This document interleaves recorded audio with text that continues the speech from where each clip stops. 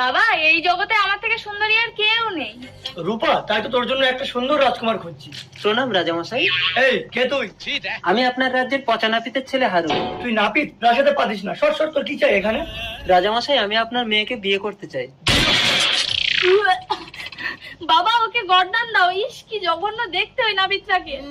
রাজামশাই, আমার রূপ না থাকলেও গুণ আছে। কি গুণ আছে তোর? তুই বলতে পারবি আমার মৃত্যু কবে? মহারাজ, আজই আপনার মৃত্যু হবে। তাই? তা কিভাবে মরবো আমি? আজ রাতে আপনার বিশ্বস্ত মন্ত্রী তরোয়াল দিয়ে আপনার গলা কাটবে।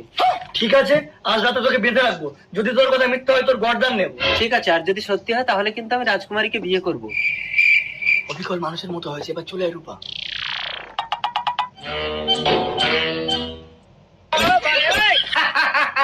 আজ থেকে আমি এই সাম্রাজ্যের রাজা। রাজামশাই, তাহলে এটা কি?